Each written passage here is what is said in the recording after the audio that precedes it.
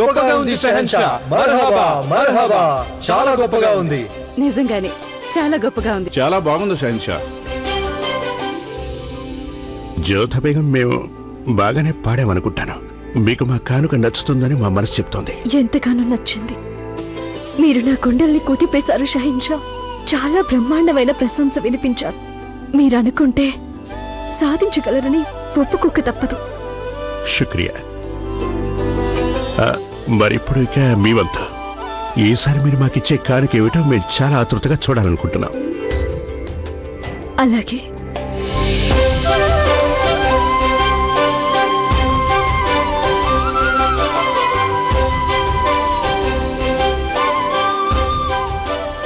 ఇంతకీ జ్యోత బేగం మనసులో ఏముంది? బిస్మిల్లాహిర్ రహమానిర్ రహీం.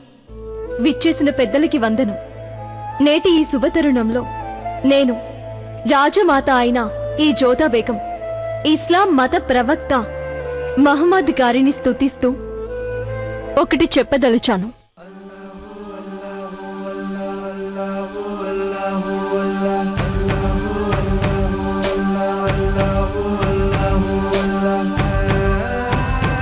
మహమ్మద్ సాబ్ ఇస్లాం కి అతి గొప్ప గురుదేవులు. మనం మహమ్మద్ గా కీర్తించే దైవం అసలు పేరు రసూలుల్లా మహమ్మద్ సాబ్. వారు అల్లాకి అత్యంత ప్రియమైన వారు. రసూలుల్లా మహమ్మద్ సాబ్ నెలవు ఈ లోకంలోనే అత్యంత శుభకరమైన ప్రాంతమైన మక్కా మదీనాలు. వారు జన్మించినది అబ్దుల్లా ఆమినా దంపతులకి. వారి తాతగారైన అబ్దుల్ ముస్తలిఫ్ వారిని ఎంతో గారం చేసేవారు. వారే ఈ లోకానికి ప్రేమ సరి సమానత్వాన్ని చాటి చెప్పే ఇస్లాం మతాన్ని ప్రసాదించారు. ఈ లోకమంతా శాంతిమయంగా సాగిపోయే మార్గాన్ని వారే అందరికీ చూపించారు. నేడు మీ అందరి సమక్షంలో ఆ రసూలల్లా ముందు ఈ జోలె ధరించి చేస్తున్న ప్రార్థన ఇది. వారు మా షహిన్షాని, మా సామ్రాజ్యాన్ని, మా ఈ బాబరు వంశాన్ని, ఈ రాజ ప్రజల్ని అందర్నీ కరుణించి చల్లగా చూడాలి. ఆమీన్. సుమామీన్. సుమామీన్.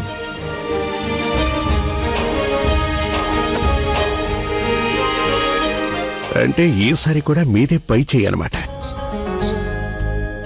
మీరిచ్చిన ఈ కానుక మేం జీవితాంతం గుర్తుపెట్టుకుంటాం జ్యోత. శుక్రియా. పదండి.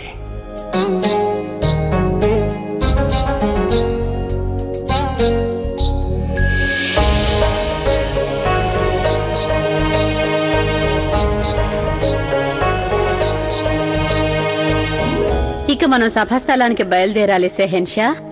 అక్కడ మన ప్రజలు ఇంకా మిగతా అతిథులందరూ మీకు అభినందనలు చెప్పడానికి ఎదురు చూస్తున్నారు. షహీన్షా జలాలుద్దీన్ మహమ్మద్ అక్బర్ రాజమాత గారు. షహీన్షా జలాలుద్దీన్ మహమ్మద్ అక్బర్ రాజమాత గారు.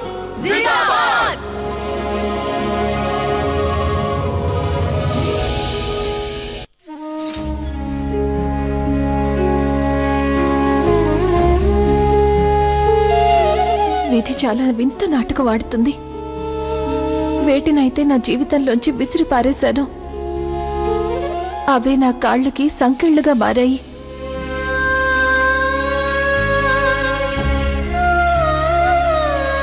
సైతాన్పురం నుంచి వచ్చిన నాట్యగత్తెలు షహీన్షా గారికి అభినందనలు తెలియజేయడానికి వారందరూ అనుమతి కోరుతున్నారు. అనుమతినిస్తున్నాం.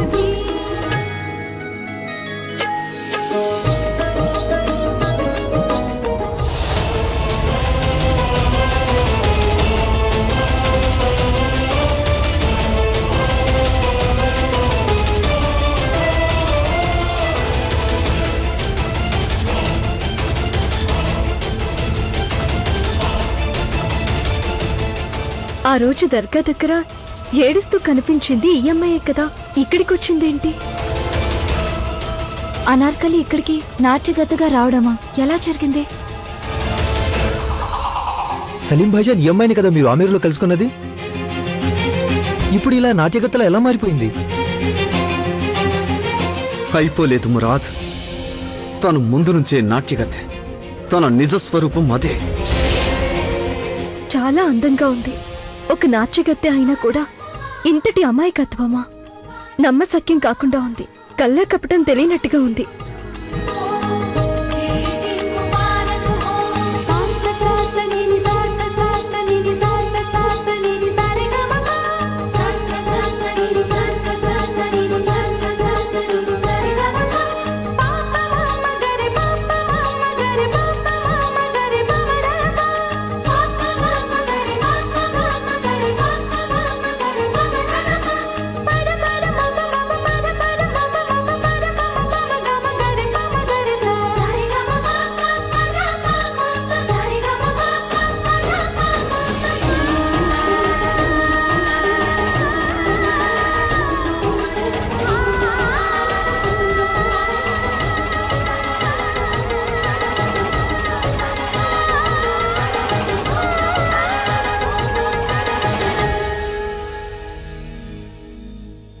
మర్హబా మర్హబా, చాలా బాగుంది. మాషా అల్లా, ఈ పిల్లలో ఎంత గొప్ప కళుంది. కళ మాత్రమే కాదమ్మా, మాకింతవరకు ఏ నాట్యగతలోనూ ఇంతటి ఏకాగ్రత కనిపించలేదు. ఈనాం తీసుకురండి, అలాగే తనకివ్వండి.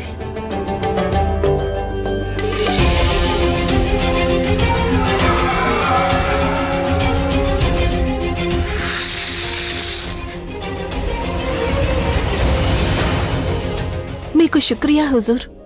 మేము నిన్ను రాజ నర్తకిగా నియమిస్తున్నాం.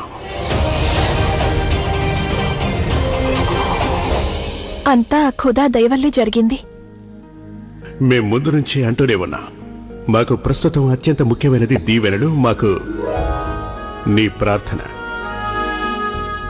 మాకు ఎనలేని ఆనందంగా ఉంది. ఇక ఇలాగే జోధా బేగం కోసం నువ్వు ప్రార్థన చేస్తూ ఉండు.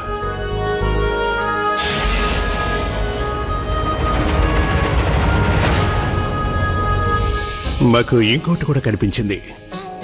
నీ కాలికి గాయమైందని గమనించాం. అలా గాయపడ్డాక కూడా నీ అడుగులు ఏమాత్రం తడబడలేదు, ఎక్కడా లయ తప్పలేదు. అది ఎలా ఉందంటే, ఎవరైనా సైనికుడు యుద్ధంలో గాయపడిన తర్వాత కూడా వెనకడుగు వేయనట్టుగా ఉంది. అంటే అతను తన లక్ష్యాన్ని అలక్ష్యం చేయడు. నీలో శ్రద్ధ, నీకు గల ఏకాగ్రత మెచ్చుకొని తీరవలసింది. ఇవాళ మాకు చాలా ఆనందంగా ఉంది. నేటి రోజు ఒక మరుపురాని రోజు. మేము దీన్ని మరింత మరుపురానిదిగా చేయదలిచాం. జోధా బేగం, ప్రకటించండి. నేటి ఈ శుభతరుణంలో మా ప్రకటన ఏమిటి అంటే, మాకు ఆమెకి మధ్య ఎన్నో ఏళ్ల తరబడి సంబంధాలున్నాయి.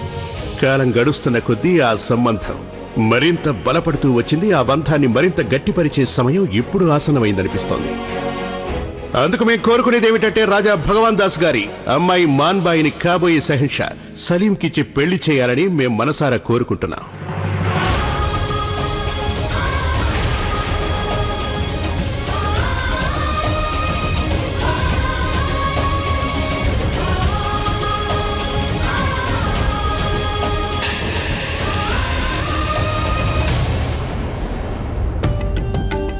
అభినందనలు అభినందనలు అభినందనలు రాజా భగవాన్ దాస్ గారు.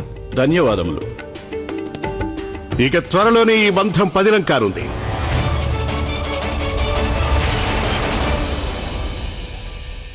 కనుక ఈ శుభ సందర్భానికి ఓ గొప్ప ప్రదర్శన సిద్ధం చేసుకోమని మా రాజనర్తకిని ఆదేశిస్తున్నాం.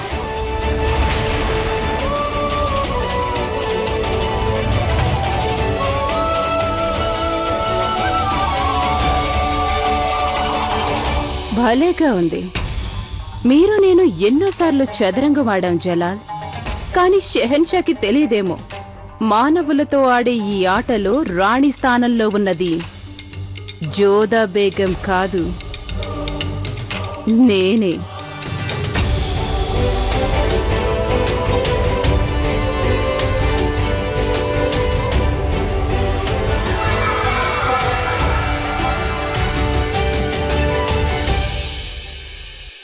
ఉత్సవం చాలా గొప్పగా ఉంది కదూ? అవును, ఇనాం నిజానికి అనార్కలికి అందుండాలి. మనకి రాజు ఉత్సవం చూసే అవకాశం దొరకడం కూడా ఒక ఇనాం లాంటిదే. మనం చాలా అదృష్టవంతులం.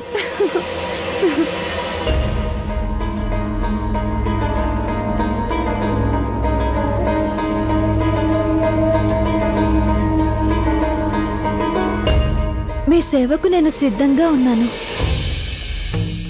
వీరు ఆ పెద్ద మనిషి కదూ? ఎవరు? అదే ఆ రోజు వచ్చి వెళ్లారే. సరే, ఇక వెళ్ళిపోదాం పద.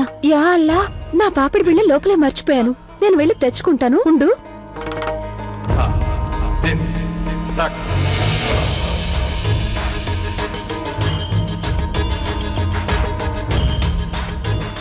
మా సయ్యనగారానికి రా. తప్పకుండా వస్తాను హుజూర్. ఎవరైనా కోరినప్పుడు కాదనే అలవాటు నాకు లేదు.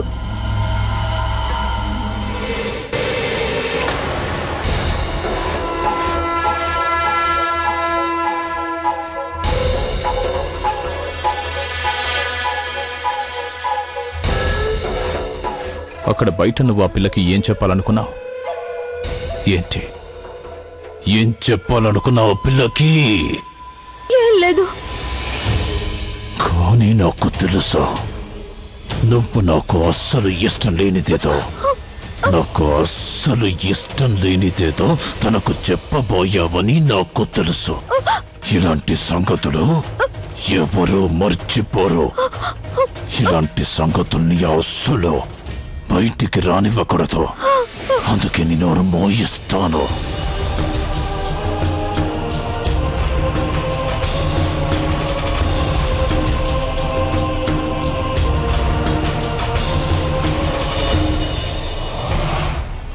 నువ్వు ఆ సంగతి గురించి నోరు తెరవబోయావు.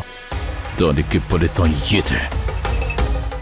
ఒకవేళ నువ్వు నీ నోరు తెరిచి నిజంగనక చెప్పుంటే నీలాంటి మూర్ఖురాలిని సజీవ సమాధి చెయ్యాలి.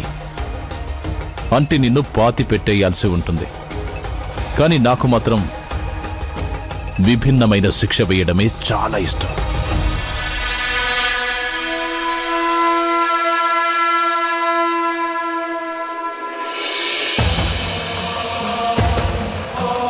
కాలంతో పాటు ఈ గాయం మానిపోవచ్చు, కానీ ఈ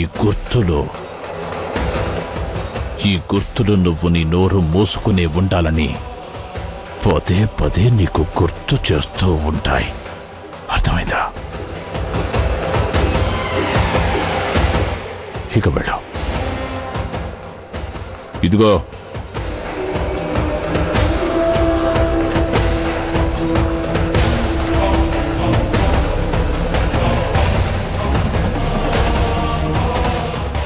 నువ్వేదో నాకు నీ కళ నచ్చలేదనుకోకు. ఇంత తీసుకో. నువ్వు నీ నోరు మాత్రం తెరవకుండా ఉండు, తెలిసిందా?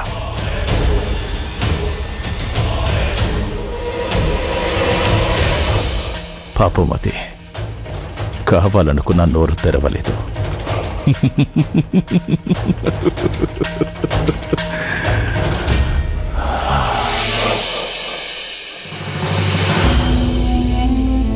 ఇదెలా కుదురుతుంది? మాకు తెలియచేయకుండానే వాళ్ళు మా పెళ్లిని నిశ్చయించడమా? అంత పెద్ద నిర్ణయానికి రావడానికి ముందు కనీసం ఒక్కసారైనా మమ్మల్ని అడిగి ఉండవచ్చు కదా. సలీం, ఏమైంది మీకు? ఇలా మధ్యలోనే లేచొచ్చేయడం ఏమైనా బాగుందా? ఇదేం బాలేదు. మాకు ఏది బాగుంటుందో ఏది బాగుండదో మాకు బాగా తెలుసు రాజమాత గారు. కానీ మా జీవితానికి ఏది మంచిదో అది నిర్ణయించే హక్కు ఎవరైనా తీసుకుంటే అది మాకు ఇష్టం ఉండదు. మా నిర్ణయం ఏమిటో తెలుసుకోకుండానే మాన్బాయ్తో పెళ్లి ఎందుకు నిశ్చయించారు మీరు? అడగకుండానా?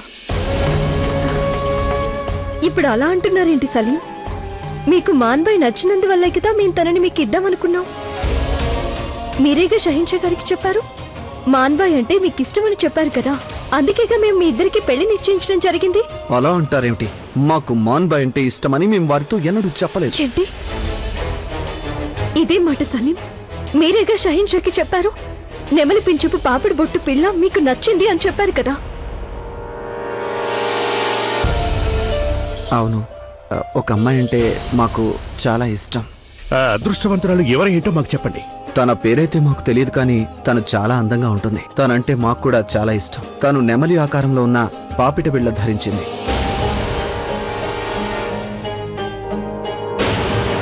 అలా నెమలి పింఛం గల పాపిడి బొట్టు మాన్బాయే కదా పెట్టుకుంది. జ్యోతి బేగం చూసారా, తను షేకు బాబా మనకు చెప్పినట్లుగా ఆ పాపిటి బిళ్ళతో అచ్చం అలాగే కనపడుతుంది కదా.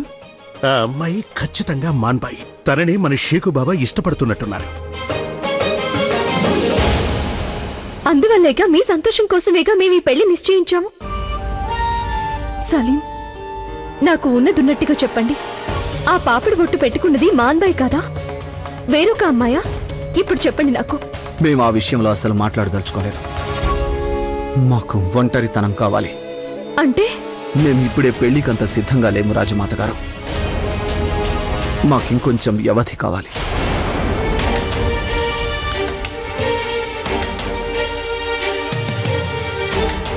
ఇదేంటి, అసలేమైంది సలీంకి? అంటే తనకి నచ్చిందని చెప్పిన అమ్మాయి నిజంగా మాన్బాయి కదా?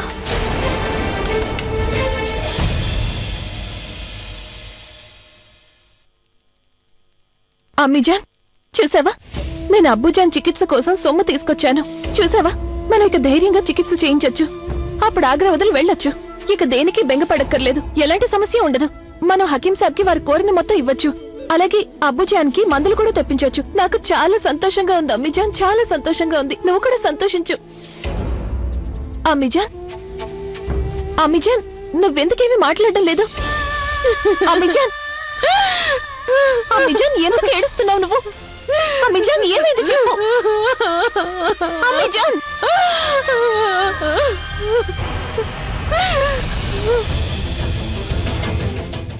అబ్బుజాన్, అమ్మి ఎందుకు ఏడుస్తోంది? తనని మాట్లాడమని